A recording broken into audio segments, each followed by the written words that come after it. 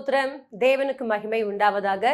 ஆண்டவரும் இரட்சகருமான இயேசு கிறிஸ்துவின் நாமத்தில் உங்கள் யாவருக்கும் என் அன்பின் வாழ்த்துக்களை தெரிவித்துக் கொள்கிறேன். இது தேவனின் வார்த்தை வெளிப்படும் நேரம். தேவ செய்தியின் தலைப்பு முடிவு உண்டு. இன்றைக்கு கூட பாருங்க, நம்முடைய வாழ்க்கையில தேவன் ஒரு முடிவை வைத்திருக்கிறார். என்னென்ன காரியங்களுக்கு தேவன் முடிவை வைத்திருக்கிறார்? இன்றைக்கு நாம் அநேக காரியங்களை நம்பிக்கொண்டிருக்கிறோம்.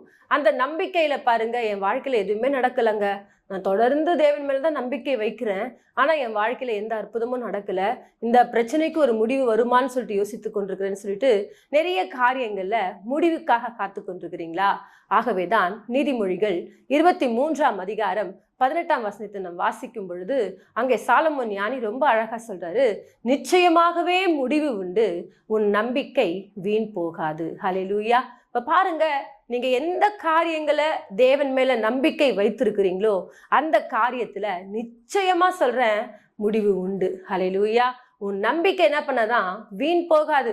யாரொருத்தர் தேவன் மேல நம்பிக்கை வைத்து, ஆகவேதான் சொல்றாரு எரேமியாவின் புஸ்தகம் 17ஆம் அதிகாரத்தை நீங்கள் வாசிக்கும் பொழுது, மனுஷன் மேல் நம்பிக்கை வைத்து மாம்சமானதை புயபலமாக்கி கொள்றவன் சபிக்கப்பட்டவன். இதே கர்த்தரை யாரொருத்தர் நம்புறானோ, கர்த்தரை தன் நம்பிக்கையாய் கொண்டிருக்கிறானோ, அவன் யாரா? பாக்கியவானாய் கர்த்தர் அவனை மாற்றி வைத்திருக்கிறார். ஹல்லேலூயா. என் அன்பு தேவ பிள்ளைகளே, இன்றைக்கு கூட உங்களுடைய வாழ்க்கையில நீங்கள் கர்த்தர் மேல நம்பிக்கை வைப்பீர்கள் என்று சொன்னால், கர்த்தரை உங்களை தெய்வமாய் கொண்டிருப்பீங்கன்னு சொன்னா, உங்களுடைய நம்பிக்கை ஒருபோதும் வீண் போகவே போகாது. உங்கள் நம்பிக்கைக்கு ஏற்ற ஒரு பலனை தேவன் கொடுக்க வல்லவராய் இருக்கிறார். ஆகவேதான் பாருங்க, இயேசு கிறிஸ்து என்ன பண்றார்? நாயின் என்னும் ஒரு ஊருக்கு போறாரு. அங்க நாயனூர் அந்த விதவை ஒருத்தவங்க இருக்காங்க. அந்த விதவையினுடைய மகன் மரிச்சு போயிட்டான். இப்போ எல்லாரும் என்ன பண்றாங்க? சுற்றி நின்று அந்த மகளுக்கு ஆறுதல் சொல்லி கொண்டிருக்கிறாங்க. யாருடைய ஆறுதல் என்ன பண்ண முடியல, ஏற்றுக்கொள்ள. நானே யாரு? ஒரு விதவை, என் கணவரும் மரிச்சு போயிட்டாரு. இருந்த ஒரு பிள்ளையும், இந்த பிள்ளை தான் என்னை கடைசி வரைக்கும் என்னை காப்பாற்றுவான்னு பார்த்தேன், இந்த பிள்ளையும் மரிச்சு போயிட்டானேன்னு சொல்லிட்டு அந்த தாயார் வேதனையோடு கூட அழுது கொண்டிருக்கிறாங்க. இப்போ பாருங்க, எல்லாமே இழந்துட்டாங்க. அவ்வளோதான், என் வாழ்க்கை முடிஞ்சு போயிடுச்சு, இருக்கிற ஒரு பிள்ளை தான், அந்த பிள்ளையும் போயிட்டான், இனி என்ன பண்ண போறேன்னு சொல்லிட்டு வேதனைப்பட்டு கொண்டிருக்கிற நேரத்துல ஆண்டவர் பாருங்க வராரு. வந்தவர் பார்க்குறாரு. எல்லாரும் சொல்ற ஆறுதலை காட்டிலும் இயேசு கிறிஸ்து ஒரு காரியத்தை செய்யறாரு. பாடையை தொட்டாரு, வாலிபனை எழுந்துருன்னு சொல்றாரு. மரித்து போனவனை கர்த்தர் உயிரோடு கூட எழுப்புகிறார். ஹல்லேலூயா. இப்ப பாருங்க, நம்முடைய அழுகைக்கு தேவன் ஒரு முடிவை வைத்திருக்கிறார். நம்முடைய கண்ணீருக்கு தேவன் ஒரு முடிவை வைத்திருக்கிறார். இன்றைக்கு எந்தெந்த காரியங்களை குறித்து அழுது கொண்டிருக்கிறீங்க? எந்தெந்த காரியங்களை குறித்து புலம்பிக் கொண்டிருக்கிறீங்க? என் வாழ்க்கையில் ஒரு முடிவே இல்லையா? நான் பிறந்ததிலிருந்து இது நாள் வரைக்கும் கண்ணீர் வடித்து கொண்டே இருக்கிறேனே, என் கண்ணீர் யார் துடைப்பான்னு சொல்லிட்டு அநேக நேரங்களை வேதனைப்பட்டு கொண்டிருக்கிறீங்களா? இந்த வார்த்தைகளை கேட்டுக்கொண்டிருக்கிற தேவ பிள்ளைகளே, நீங்கள் யாரா இருந்தாலும், நீங்க எந்த காரியத்துக்காக கண்ணீர் வடித்து கொண்டிருக்கிறீங்க, என்ன காரியங்கள் உங்க வாழ்க்கையில எழுந்து போய் காணப்படுறீங்க, அந்த காரியத்துக்கு நிச்சயமாக முடிவு உண்டு. உங்கள் கண்ணீருக்கு தேவன் ஒரு முடிவை வைத்திருக்கிறார். அன்றைக்கு நாயனூர் விதவைக்கு தெரியாது, எனக்கு ஒரு தெய்வம் இருக்கிறாரு, அந்த தெய்வம் என் கண்ணீரை துடைப்பாருன்னு சொல்லிட்டு. ஆனால் பாருங்க, இயேசு கிறிஸ்து அந்த மகளுடைய கண்ணீரை துடைத்தார். இன்றைக்கு கூட இதே இயேசு கிறிஸ்து அவர் நேற்றும் இன்றும் என்றும் மாறாதவராய் இருக்கிறார். அவர் இன்றைக்கும் ஜீவிக்கிறவராய் இருக்கிறார். எந்த காரியங்களை குறித்து கண்ணீர் வடித்து கொண்டிருக்கிறீங்க? எந்த காரியங்களை குறித்து அழுது புலம்பிக் கொண்டிருக்கிறீங்க? என் வாழ்க்கையில ஒரு முடிவே இல்லையா? இந்த கண்ணீருக்கு ஒரு முடிவே இல்லையா? சிறு வயதிலிருந்து இத்தனை நாள் வரைக்கும் நான் கண்ணீர் வடித்து கொண்டே இருக்கிறேனே, என் வாழ்க்கையில இந்த கண்ணீருக்கு ஒரு முற்றுப்புள்ளி இல்லையா என்று சொல்லி வேதனைப்பட்டு கொண்டிருக்கிறீங்களா? உங்களை பார்த்தான் கர்த்தர் சொல்றாரு, நிச்சயமாகவே முடிவு உண்டு, உன் நம்பிக்கை வீண் போகாது. இன்றைக்கு யாரெல்லாம் தேவ சமூகத்தில் அழுது புலம்பிக் கொண்டிருக்கிறீங்களோ, அந்த காரியத்துக்கு தேவன் ஒரு முடிவை வைத்திருக்கிறார். மரித்து போன ஒரு நிலைமையில, அதாவது ஆவிக்குரிய வாழ்க்கையிலும் சரி, உலகத்துக்குரிய காரியங்களை, இனி என் வாழ்க்கை அவ்வளவுதான் முடிஞ்சு போக போகுதுன்னு சொல்லி எண்ணிக்கொண்டிருக்கிறீங்களா? அந்த காரியத்துக்கு தேவன் ஒரு முடிவை வைத்திருக்கிறார். ஹல்லேலூயா. அது மாத்திரமல்ல, அப்போஸ்தலரின் புஸ்தகம் 3ஆம் அதிகாரம் 2ஆம் வசனத்தை நாம் வாசிக்கும் பொழுது, அப்பொழுது தன் தாயின் வயிற்றிலிருந்து சப்பானியாய் பிறந்த ஒரு மனுஷனை சுமந்து கொண்டு வந்தார்கள். தேவாலயத்திலே பிரவேசிக்கிறவரிடத்தில் பிச்சை கேட்கும்படி நாடோறும் அவனை அலங்கார வாசல் எண்ணப்பட்ட தேவாலய வாசலிலே வைப்பார்கள். இங்க ஒரு சப்பானியை குறித்து பார்க்கிறோம். இந்த சப்பானியை என்ன பண்ணுவாங்களா, யாருன்னா என்ன பண்ணுவாங்க, தூக்கின்னு வந்து அலங்கார வாசல் என்னப்பட்ட அந்த வாசல், அதாவது தேவாலயத்தின் வாசல் என்ன பண்ணுவாங்க, உட்கார வச்சுட்டு இருப்பாங்க. இப்போ உட்கார வச்சுட்டு இருக்கும்போது என்ன பண்ணுவார், வரவங்க போகிறவங்க கிட்டலாம் பார்ப்பாரு. ஐயா எனக்கு என்ன பண்ணுங்க, பிச்சை போடுங்கன்னு சொல்லிட்டு என்ன பண்ணுவார், அந்த பணத்தை வாங்கி கொண்டு அவங்க வீட்டுக்கு கடந்து போகும். அந்த மாதிரி சூழ்நிலை தான் இவர் வாழ்ந்து கொண்டிருக்கிறார். இப்போ பாருங்க, அதே இடத்துல என்ன பண்ணுறா, பேதுரும் யோவானும் வராங்க. அவங்க 2 பேரையும் பார்க்குறாரு. அவங்களிடத்துலேருந்து ஏதாவது கிடைக்குமா என்று சொல்லி என்ன பண்ணுறாரு, அவங்க உற்று பார்த்து கொண்டிருக்கிறார். உடனே பேதுரும் யோவானை சொல்கிறாங்க, என்கிட்ட பொண்ணும் வெளியும் இல்லை, என்கிட்ட ஒரு நாமம் உண்டு, இயேசு என்ற அந்த நாமம் உண்டு, அந்த நாமத்தினால உனக்கு சுகம் கொடுக்க என்னால் முடியும் என்று சொல்லி இயேசுவின் நாமத்தில் எழுந்து நடன்னு சொன்ன மாத்திரத்தில் அவன் என்ன பண்ணுறான்னு சொன்னால், எழுந்தான், குதிச்சான், நின்னான், நடந்தான். இப்போ பாருங்க, தேவாலயத்துக்குள்ளே போயிட்டு தேவனுடைய நாமத்தை மகிமைப்படுத்தக்கூடிய ஒரு மகனாய் மாறினான். என் அன்பு தேவ பிள்ளைகளே, சப்பானியனுடைய வாழ்க்கைக்கு தேவன் ஒரு முடிவை கொடுத்தார். அவன் யோசிச்சுட்டு இருப்பாரா, என் வாழ்க்கையில இந்த சப்பானியான நிலைமை மாறுமா, நானெல்லாம் எழுந்து நடப்பேனான்னு சொல்லிட்டு யோசிச்சிருப்பானா? யோசிச்சு கூட இருந்திருக்க மாட்டான். அவன் ஆலயத்துல எத்தனையோ நாட்கள் வெளியே உக்காண்டு இருக்கும் பொழுதெல்லாம் எத்தனையோ பேர் சுகத்தை பெற்றுக்கொள்றாங்க. என் வாழ்க்கையில ஒரு சுகம் கிடைக்காதான்னு சொல்லிட்டு எப்பயாச்சும் ஒரு நாள் என்ன பண்ணியிருப்பான், அவன் நினைச்சிருந்திருப்பான். அந்த நினைவுக்கு தான் தேவன் பாருங்க அவனுக்கு ஒரு சுகத்தை கொடுத்தார். ஹல்லேலூயா.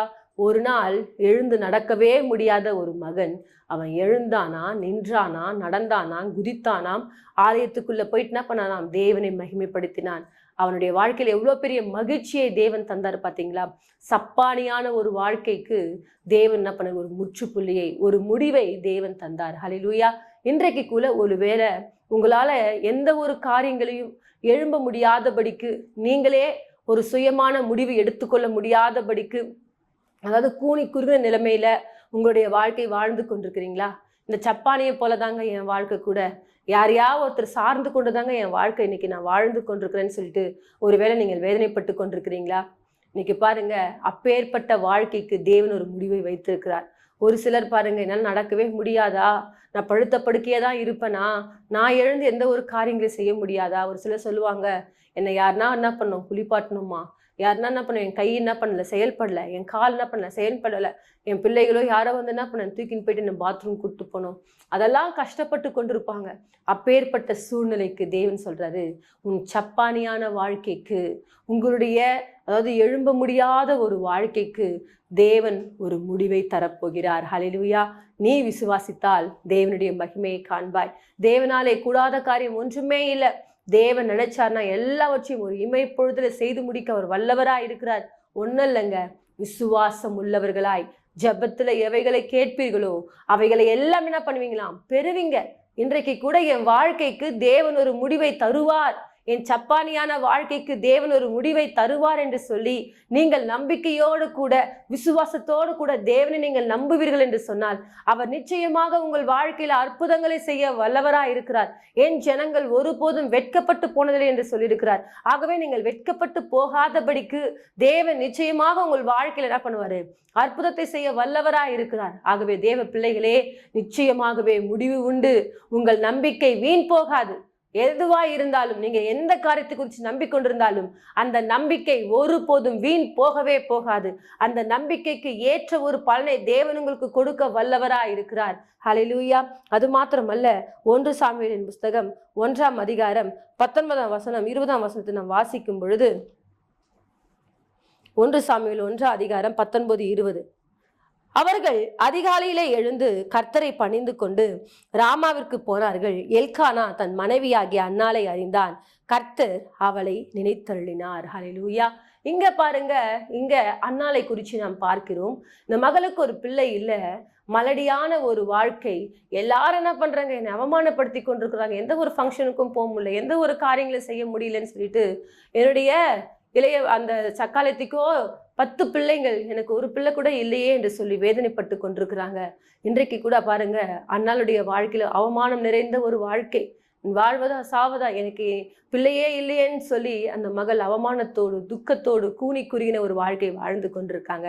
ஆனால் இந்த அதிகாரத்தில் இந்த வசனத்தை நான் வாசிக்கும் பொழுது, அன்னாளை கர்த்தர் நினைத்தருளினார். எப்பொழுதுன்னு சொன்னா, அன்னாள் போய் தேவ சமூகத்துல மனம் கசந்து அழுது கர்த்தரை நோக்கி ஜெபம் பண்ணி ஒரு பொருத்தனை செய்து கொண்டு, ஆண்டவரே நீர் எனக்கு ஒரு ஆண் பிள்ளையை கொடுத்தீங்கன்னு சொன்னா அந்த பிள்ளையை நான் உமக்கே கொடுப்பேன் என்று சொல்லி அந்த மகள் தேவனிடத்துல ஒரு பொருத்தனை செய்து கொண்டாங்க பாருங்க. அந்நாளை கர்த்தர் நினைத்தருளினார். ஹல்லேலூயா.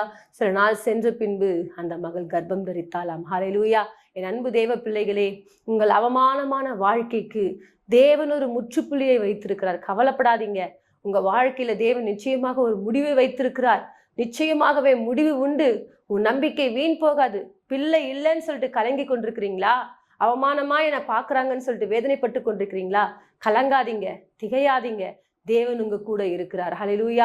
உங்கள் அவமானமான வாழ்க்கைக்கு தேவன் ஒரு முற்றுப்புள்ளியை வைத்திருக்கிறார். அந்த வாழ்க்கையிலிருந்து தேவன் உங்களுக்கு ஒரு விடுதலை கொடுக்க வல்லவராய் இருக்கிறார். ஹல்லேலூயா. முதலாவதாக பார்த்தோம், நம்முடைய வாழ்க்கையில மரித்து போன ஒரு காரியத்துக்கு தேவன் ஒரு முடிவை வைத்திருக்கிறார். ஹல்லேலூயா. ரெண்டாவது பாருங்க, சப்பானியான வாழ்க்கைக்கு, அதாவது எழும்ப முடியாத காரியங்களுக்கு தேவன் ஒரு முடிவை வைத்திருக்கிறார். மூன்றாவது, நம்முடைய வாழ்க்கையில அவமானம் நிறைந்த ஒரு வாழ்க்கையா, அந்த அவமானத்துக்கு தேவன் ஒரு முற்றுப்புள்ளியை வைத்திருக்கிறார். அதற்கு ஒரு முடிவை வைத்திருக்கிறார். நீங்க ஒன்றும் இல்லைங்க, தேவனை சார்ந்து கொள்ளுங்க. அந்த தேவன் ஒருபோதும் உங்களை கைவிடவே மாட்டார். அவர் ஒருபோதும் உங்களை விட்டு விலகவே மாட்டார். ஹல்லேலூயா. அன்றைக்கு பாருங்க, தேவன் பெதஸ்தா குலத்தண்டர் என்ன பண்றாரு, வராரு. அங்க பார்த்தோன்னா 38 வருடமாய் வியாதியாய் கிடந்த ஒரு மகன் இருக்கிறான். அந்த மகன் பாருங்க, 1 வருஷம் இல்ல 2 வருஷம் இல்ல, 38 வருஷமாய். இப்ப பாருங்க, நம்ம வாழ்க்கையில ஒரு வாரம் நம்மளுக்கு வியாதி வந்தாலே நம்மளால என்ன பண்ண முடியல, எழும்ப முடியல.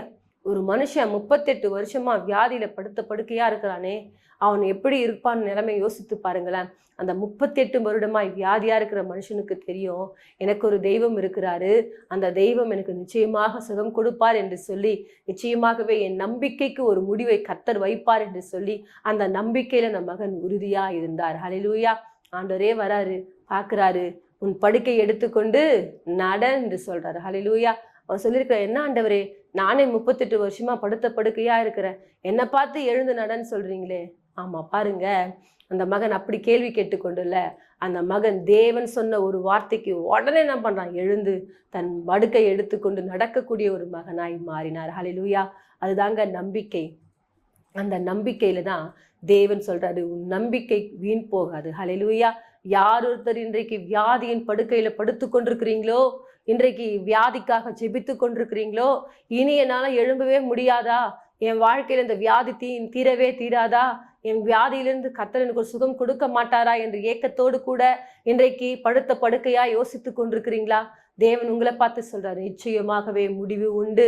உன் வியாதிக்கு ஒரு முடிவை கர்த்தர் வைத்திருக்கிறார். உங்கள் வியாதியிலிருந்து தேவன் சுகமாக்க அவர் வல்லவரா இருக்கிறார். ஆண்டவர் சொல்றார், வியாதியை உன்னை விட்டு விலக்குவேன் என்று சொல்லி அவர் தமது வார்த்தை அனுப்பி உங்களை குணமாக்கக்கூடியவராய் இருக்கிறார். இந்த வார்த்தை இன்றைக்கு உங்களுக்கு புறப்பட்டு வருதுன்னு சொன்னா, உங்கள் வியாதியிலிருந்து பரிபூர்ணமான சுகத்தை கொடுப்பதற்காக தேவன் பேசி கொண்டிருக்கிறார். என் அன்பு தேவச்சனமே, உங்களுடைய வாழ்க்கையில நிச்சயமாக ஒரு முடிவு உண்டு. உங்கள் நம்பிக்கை வீண் போகாது. உங்கள் மரித்து போன வாழ்க்கைக்கு ஒரு முடிவை தேவன் வைத்திருக்கிறார். உங்களுடைய எழும்ப முடியாத சப்பானியான வாழ்க்கைக்கு தேவன் ஒரு முடிவை வைத்திருக்கிறார். உங்கள் அவமானம் நிறைந்த வாழ்க்கைக்கு தேவன் ஒரு முடிவை வைத்திருக்கிறார். அது மாத்திரமல்ல, உங்கள் வியாதிக்கு தேவன் ஒரு முடிவை வைத்திருக்கிறார். ஆகவே தேவன் உங்களுடைய வாழ்க்கையில அநேக அற்புதங்களை செய்ய வல்லவராயிருக்கிறார். ஆனால் நீங்கள் ஒரு காரியத்தை செய்ய வேண்டும். தேவனை மாத்திரம் நீங்கள் உறுதியாய் பற்றி கொள்ளக்கூடியவர்களாய் இருக்கணும். நீங்கள் அவரை பற்றி கொள்கிறீர்கள் என்று சொன்னால் நிச்சயமாக தேவன் உங்கள் வாழ்க்கையில அற்புதங்களை செய்ய வல்லவராயிருக்கிறார். ஆகவே சொன்னது போலவே நிச்சயமாக முடிவு உண்டு. ஹல்லேலூயா. இந்த வார்த்தைகள் யார் கேட்டுக்கொண்டிருந்தாலும் நிச்சயமாக முடிவு உண்டு. உங்க நம்பிக்கை வீண் போகாது. எந்த காரியத்துக்காக ஜெபித்து கொண்டிருக்கிறீங்க, எந்த காரியத்துக்காக போராடி கொண்டிருக்கிறீங்க, அந்த காரியத்துல தேவன் ஒரு முடிவை கொடுக்க வல்லவராய் இருக்கிறார். ஆகவே விசுவாசத்தோடு தேவனை உறுதியாய் பற்றி கொண்டு அவருடைய வழியில் நடந்து பாருங்க. அவர் உங்கள் வாழ்க்கையில நீங்க நம்புகிற அத்தனை காரியங்களையும் தேவன் உங்களுக்கு செய்து உங்களை ஆச்சரியமாய் தேவன் வழிநடத்த வல்லவராய் இருக்கிறார். நம் யாவரும் இணைந்து ஒரு சிறிய ஜெபத்தை ஏறெடுப்போம். மகா இரக்கமும் கிருபை நிறைந்த எங்கள் அன்பின் தகப்பனே, இந்த நாளுக்காய் ஸ்தோத்திரம் ஆண்டவரே. இந்த நாளில் கூட ஆண்டவரே, நிச்சயமாகவே முடிவு உண்டு. உன் நம்பிக்கை வீண் போகாது என்று சொன்னது போல இந்த பிள்ளைகள் எந்தெந்த காரியங்கள்ல தேவனை நம்பிக்கொண்டிருக்கிறாங்களோ அந்த காரியங்கள்ல ஒரு முடிவை தேவன் தந்தருளுவீராக ஆண்டவரே. அப்பா, என் தகப்பனே, இந்த நாளில கூட ராஜா ஆண்டவரே, வியாதிக்கு ஒரு முடிவை தாரும் ஆண்டவரே, மரித்து போன நிலைமைகளுக்கு ஒரு முடிவை தாரும், அவமானத்துக்கு ஒரு முடிவை தாரும் ஆண்டவரே. அப்பா, நம்முடைய பிள்ளைகளுடைய வாழ்க்கையில தகப்பனே என்னென்ன காரியங்கள்ல ஆண்டவரே எழும்ப முடியாதபடிக்கு இருக்கிறாங்களோ அந்த காரியங்கள்ல எழும்பி பிரகாசிக்க சுடர்களாய் தேவன் ஒவ்வொரு பிள்ளைகளையும் நீ மாற்ற போவதற்காய் ஸ்தோத்திரம் ஆண்டவரே. இந்த வார்த்தைகள் ஒவ்வொரு பிள்ளைகளையும் தேற்றட்டும், மாற்றட்டும். தேவ கரம் பிள்ளைகளோடு இருந்து வழிநடத்த போவதற்காய் ஸ்தோத்திரம். ஆவினர் தாமே பெரிய காரியங்களை செய்வீராக. இயேசுவின் மூலமாய் ஜெபிக்கிறோம் நல்ல பிதாவே, ஆமென். கர்த்தர் தாமே உங்களை ஆசீர்வதிப்பாராக. God bless you.